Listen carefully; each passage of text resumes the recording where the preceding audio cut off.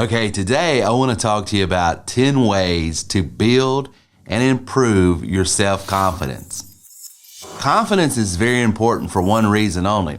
It's not necessarily about just making yourself feel good, which is important. It's not so much making yourself feel important, which is good, to turn a phrase there, but it's about being more effective as a leader, as a family member, as a business person, an entrepreneur, a salesperson, a communicator.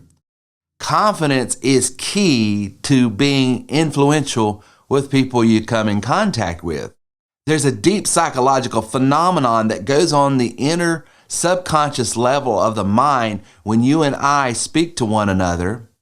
That is, if I detect any hesitancy in you, if I feel like there's some questioning going on in your mind as to what you're saying, how you're saying it, what you're saying it about, it could be interpreted your limited confidence in that transaction or in that time of speaking to one another can be misinterpreted on a subconscious level as this person isn't being truthful, this person isn't being forthright. So being confident in who you are, what you're doing, what you're saying, how you carry yourself, as we call it in mindset coaching, your posture. All of that is so important for you to be effective in order for you to be able to influence and have a greater impact with the people you're speaking with. So I want to give you 10 very real, effective, and timely ways of improving your confidence. Number 1, it's real simple, but it's so effective. Get things done. Confidence actually comes from a past series of accomplishments that you've had.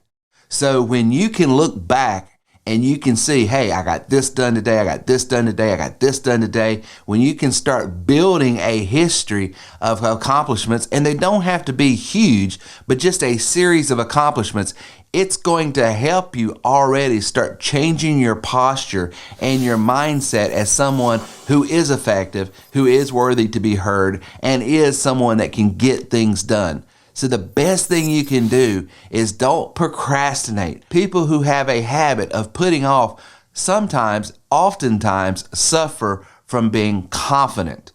Start getting things done. Be intentional with your time. As it's said in the old movie, Carpe Diem, seize the day. Don't let a moment go by that you're not intentional about that moment, even if it's hey, for the next hour, I'm not going to think about anything. I'm just going to rest. At least you're in control rather than you being put in a state of rest and then zoning out, and then all of a sudden you feeling bad because, hey, I was supposed to get this done. I was supposed to get this done. Now be intentional with your moment. Start a calendar, start a checklist, and start getting things done. Number 2, and it goes along with number 1, monitor your progress. As you start writing a list down and as you start getting intentional with your day and getting things done in step 1, step 2 is as you are monitoring and checking those things off and you're monitoring your progress, you can look back over the day, the week, the month, the year, and you can say, hey, I wrote these things down, I got those things done, and I can get what's in front of me done as well. It starts building on a subconscious level, believe it or not, a deeper level of rational confidence. Not hope, not puffery, not beating my chest, I'm the man. No, I've got empirical data right here in front of me. It says, hey, when I set out to do things, I get them done. That's why it's so important to keep a record and monitor your progress and only measure yourself against yourself, no one else. I'm not measuring myself against any other online marketer, podcaster, influencer. I'm measuring myself, am I a better Terry Wilson today than I was last month, last year, last decade? That's the only reasonable, rational way of improving myself, which is keeping a record of what I'm doing, looking back and measuring myself against my past self. Number 3, it might just sound like piety. It might just sound like, well, Terry's on a soapbox, but there is a real psychological, fundamental reason why it's so effective to do number 3, and that is always do the right thing. When you do the right thing, you have a clear conscience, always. And a clear conscience is a confident mouth. Why do you think I can get up on any stage and behind any microphone and say, hey, I have a guaranteed system that works. We offer a 90-day money-made guarantee. You do my system my way, the way I show you, and allow yourself to be accountable to the process, I guarantee results. I can say that with full confidence because I have dotted every I, I've crossed every T, I have a past record of results. I know what I'm talking about, and I'm doing things the right way. Had I set a shade over here or shade over there, or we're going to skirt around this issue, or we're not going to be as transparent with this issue, had I started doing business the typical online way, I would have been gone years ago, simply because I wouldn't have the confidence, I wouldn't have the forthrightness, I wouldn't have just the loud mouth that I've got telling people you ought to do it this way, because I wouldn't have the confidence to do it that way.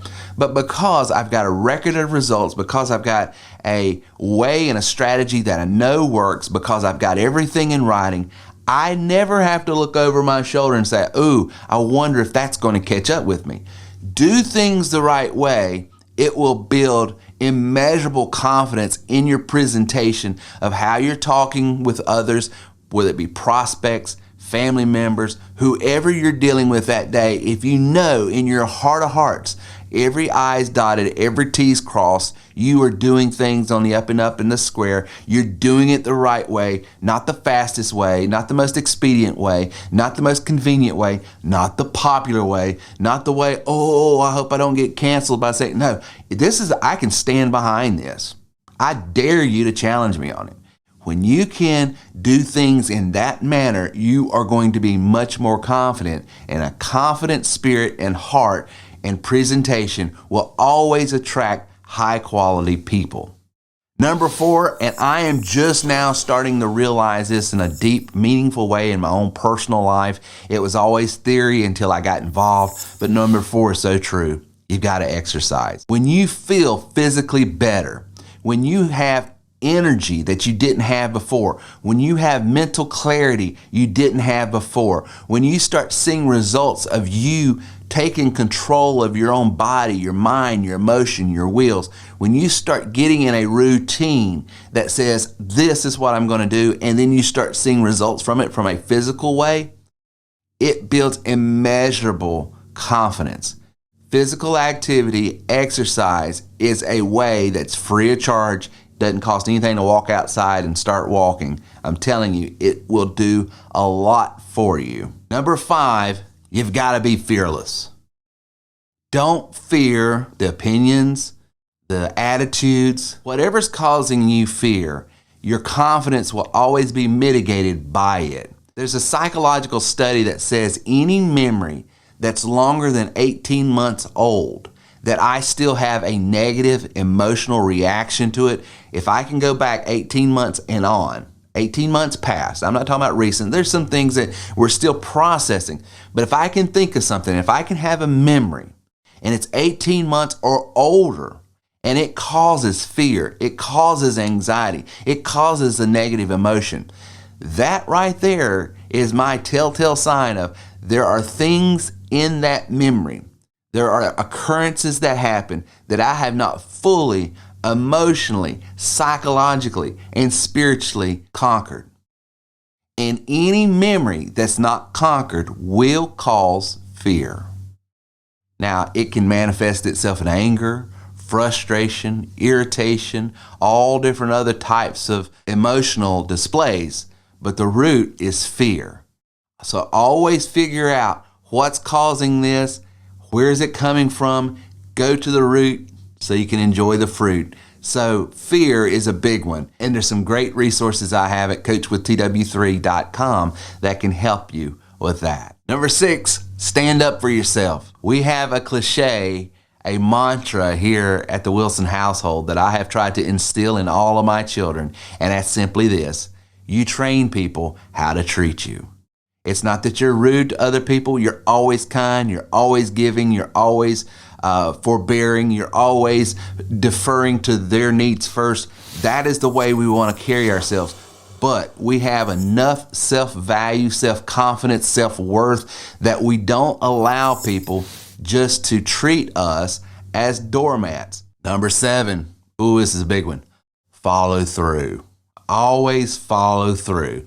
Whatever you set out to do, don't stop until it's done. If you develop a habit to where you start things and don't finish them, you are undermining your own confidence, because what you're telling yourself is, I can't even believe myself. I'll say I'll do something, but I know I won't do it. And then you start walking around with a posture of, oh, yeah, I'm not that. You're right. I'm just. Follow through. Train yourself. Start teaching yourself about yourself. Is when Terry Wilson gets involved, whatever he starts, it does get finished. When you can start seeing yourself follow through and finish things, you're teaching yourself that confidence in yourself is the best bet. Number 8, think long term. Sometimes the greatest successes take the longest time to see. We live in a time period right now that many of you are probably in a season of your sowing. You're sowing. I'm sowing in my skill sets. I'm sowing into my abilities. I'm sowing into my mindsets. I'm sowing into my people. I'm sowing into my marketplace. I'm giving value. I'm giving value. I'm getting some return, but it's not the immediate return. I'm telling you, take the long-term view. If you're always looking for a quick payoff and short pay cycles, you will undermine the greatest activity that you need to be doing in that moment to see your greater reward as time unfolds. So take the long view. Number 9, insulate yourself from the opinions of others. We live in a world today that everyone's got an opinion, and not only do they have opinion, that's always been the case, but now they have a platform. They have a soapbox. They have a means to distribute that opinion to tons and tons of people with one click of a button through social media. That new technological phenomenon that we all live in is causing the opinions of others to become louder and louder and louder in our minds. So you have to be more and more intentional, not to be isolated, but to be insulated from the opinions of others. And here's my advice, and I just gave it on a coaching podcast that I did this morning at coachwithtw3.com. And it was simply this: I'm always seeking constructive criticism, always, because that's the only way growth can happen. But here's the thing I would tell you. I have a prerequisite. If you want to offer me constructive criticism that I'll hear, now anybody can say anything and I'll hear it, but does it get inside me? Does it do I actually ponder it? Do I think about it? Do I consider what's being said? Do I give it the time of day? The good book says wisdom comes from a multitude of counsel. So I'm always looking for people and their opinions and their perceptions of what I'm doing. That's how I operate as a marketer, as a communicator, as a business owner. You're always wanting to know, how are people perceiving what you're doing? And here's the thing. I don't necessarily like or agree with the person's opinion to find great value in it. Some of the greatest growth I've had is from people that really didn't like me and said a bunch of ugly stuff, but they had some credibility about them that I had to listen. So what's the prerequisite? What should you always tell yourself before you open the book to anyone's thoughts and ideas toward what you're doing? It's very simple. If someone's going to offer you constructive criticism, which is the only type of criticism you should ever accept, constructive criticism, not insulting, not demeaning, not demoralizing, not trying to tear you down, but actual criticism that is constructive. So what's the prerequisite? For someone to be able to offer constructive criticism, they must first have constructed something. Listen, you're not going to be able to offer constructive criticism on this if you've never done that, if you don't know what it's like to do that, if you're not in that space. Now, you can give me your perception And I will look at it from that vantage point. Hey, this is where this type of person perceives this type of activity, and I'll adjust accordingly. But if it's something I'm like, oh, I'm looking up to that, oh, I should pay attention to, constructive criticism comes from people who have actually constructed something, because there's credibility there and there's really wisdom there. And even if you don't like them, it's great to listen to. So insulate yourself, don't isolate, but insulate yourself from the opinions of others. And if you can't, if you're someone that really struggles in that area, get a coach, get a counselor, get help, because you will always be in the ups and downs of life if the opinions of others is what's dictating what you think you should be confident about. Number 10, and finally, if you want to build greater confidence, operate, stay within, and fully function in your zone of genius. There are many things I'm just not good at. Spelling being one of them. But, but the point is this. I stay in my lane. I know what I'm good at. I know what I do that's effective. And I know what I do that's not effective. And here's the thing. There's some things I've got to do just because of the nature of my business that I'm not that great at. So what do? I outsource it to people who are. I leverage technology. I leverage tools. I leverage people. I leverage time.